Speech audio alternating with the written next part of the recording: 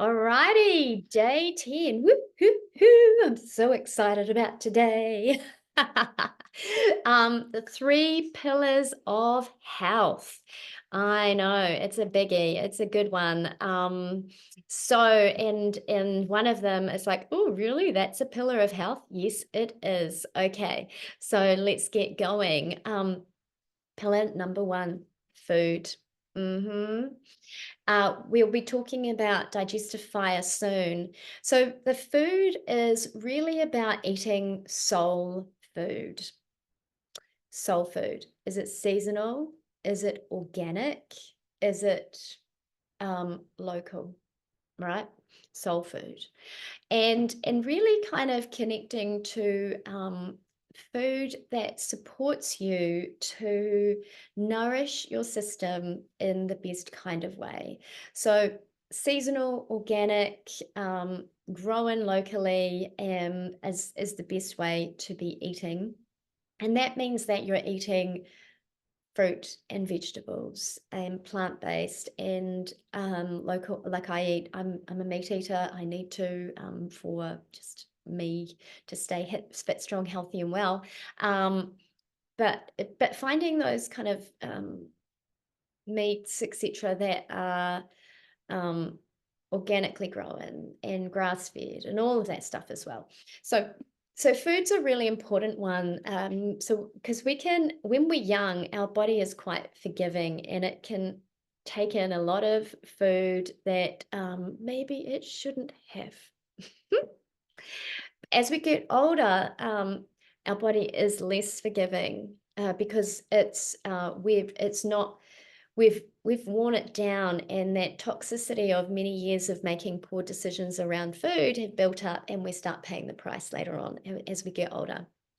Um, so that it doesn't like, and then according to, if eating according to your constitution as well. So Vata, I have Vata tendencies. I have Vata in my system and a Vata disturbance in my digestion, like I said already. So Vata people really shouldn't be eating raw fruit and vegetables. I love eating salads because I've got the Vata imbalance. I like to do stuff that, when you're out of balance, you do the things that bring you more out of balance because you like doing the out of balance stuff. Anyway, crazy the way the human body works.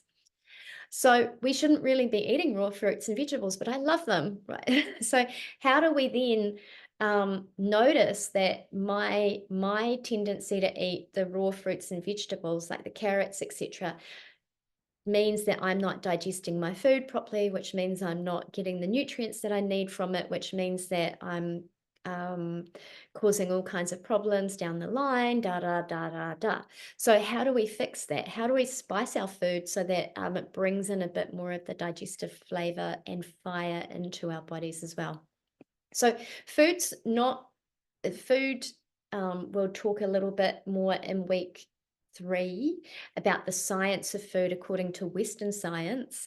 And Ayurveda agrees with that in terms of the breakdowns of your fats and your proteins and your carbohydrates, etc.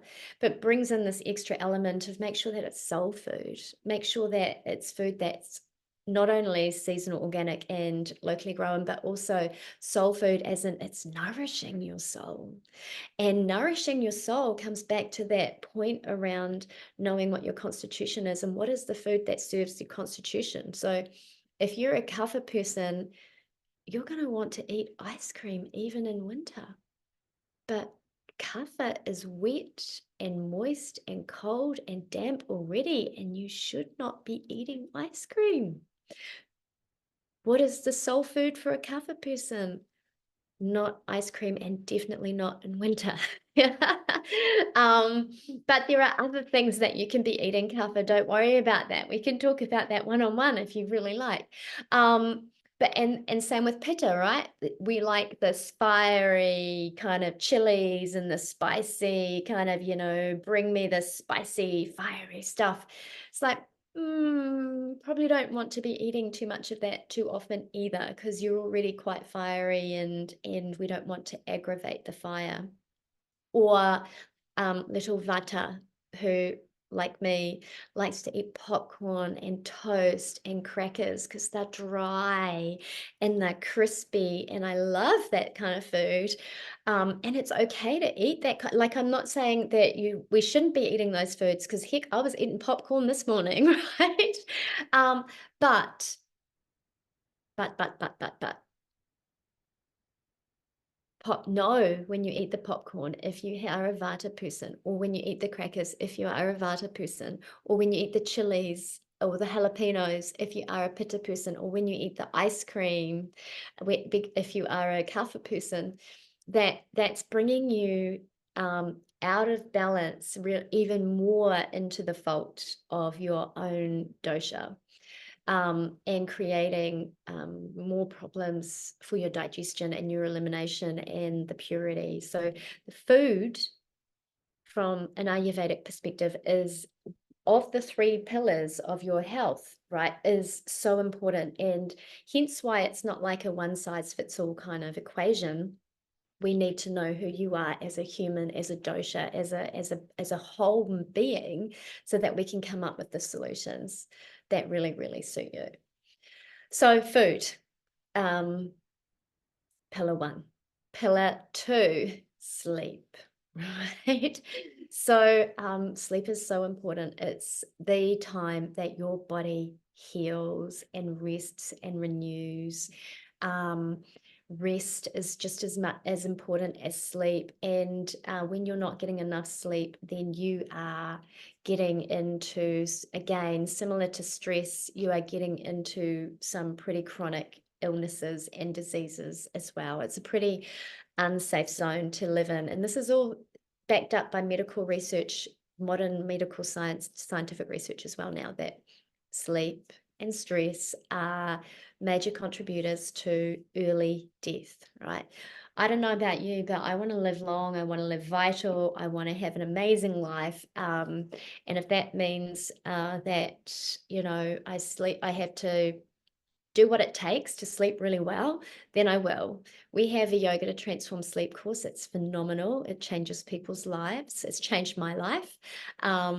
Ever since doing that course, I make sure I wake up in the morning and I look outside, because it gets the melatonin going.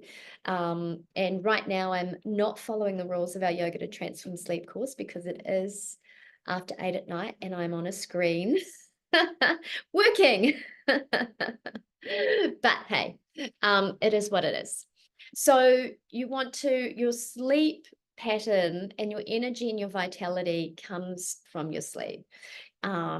Your systems start healing themselves overnight, and they start detoxifying and purifying. So we say that, and I think this is a lesson coming up, basically no food, or as little food as possible, between kind of 6 and 10, in bed and asleep by 10.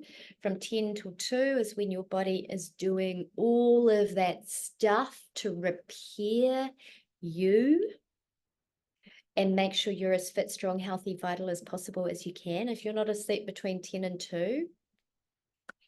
And here's the good news: if you want to be losing weight, you burn more calories. If you get 5 cycles of sleep in, which is your 90-minute cycle, where you go through stages 1 till 5, and I'll break that down one day in an Ageless Vitality coaching. Stages 1 to 5, you get you go through 5 of those cycles, and you burn 400 more calories a day.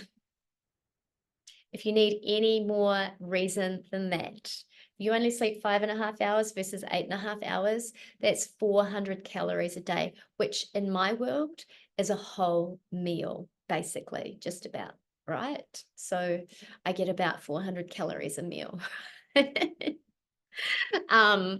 So that's another whole meal I'm adding in, just because I'm sleeping better. So remembering the parasympathetic nervous system is your rest and your digest. If you're not sleeping well, if your stress levels aren't under control, then you're not digesting well. You're not burning your fat the way that you could be. And all these other things that happen. Now, here's the controversial pillar: sex. Ooh, let's talk about sex. baby. Let's talk about you and me. Maybe not you and me, but maybe you and your boy, or you and your girl, or you and your, I don't care. So yoga says that we should be really careful with who we share our sexual energy with. But our sexual energy isn't just about like getting jiggy with it, with our lover, which of course we want to be doing. And as we age, we want to be able to keep, getting jiggy with it and having a good time in the bedroom. Um, because that's a sign of our ojas. That's a sign of our vitality when our sexual drive is still strong and healthy. And unfortunately, as we age, a lot of women report that they lose their libido. You shouldn't be. You don't need to be, because there's a whole lot of other women who report they're having the best sex of their lives. So I'd rather be on that side of the fence. But your sexual energy is your creative energy. It's like your life force. And women, so the theory with yoga is that when men ejaculate, they are losing some of their life force, and it's really draining for them. Whereas for women, it's completely the opposite. When we have sex, we blossom, right? It's like getting a facial. You're releasing all of these feel-good hormones, the dopamine, the serotonin, the oxytocin, the love hormone. So finding a sexual partner that you can find that real intimacy with. Like, I'm not encouraging just having sex with anybody, but creating deep, intimate relationship with someone is such an important part of this life journey. And also then learning how to create deep, intimate relationships with the people in your lives, and then sharing your channeling. Even Napoleon Hill, in his book Think and Grow Rich, talks about sexual transmutation. So this sexual energy, when we harness our sexual power and in our sexual energy and learn how to direct it, which is what the yogis were doing with the sexual restraint and the Kundalini energy, is they were harnessing that energy and bringing themselves into deeper states of peace and joy and bliss, and creativity, by playing with this power of creation, right? So don't if you have hang-ups around sex, or you still haven't made peace with your sexual past or any of that stuff, don't make yourself wrong about it. Like, it's okay. We all have a history, and we all have stories, but learning to connect to your own sexual power, your own feminine sexual power, because this is the juicy, beautiful, bootylicious part of you that makes you vibrant and makes you fabulous, irrespective of how old you are. Like, you don't have to lose that ojas, that life force of your mojo, right? So it's this separate to your prana, but it's this prana kind of helps ignite it and bring you more alive. Yeah. So I don't know what your relationship is like with sex, or what the struggles have been, but it's definitely a pillar of health and an area of exploration and opening up and kind of connecting to your own story and your own sexual power, and how can you harness that to really bring more vitality into your life. So those are the 3 pillars of health. I want you to kind of have a think about those 3 pillars in terms of where you really sit out of 10 on the food. Like, how soulful is your food? Yeah. How well are you sleeping? And how well are you protecting your sleep?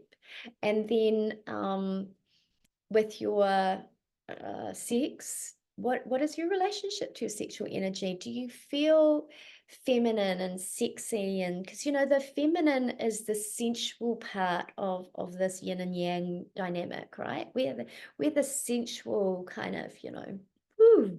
And the masculine's not at all, right? They're like boring relative to the flowy feminine, you know. And I remember Tony Robbins asking a woman who was quite anchored in her masculine energy. He's like, "Do you ever dance naked around your house?"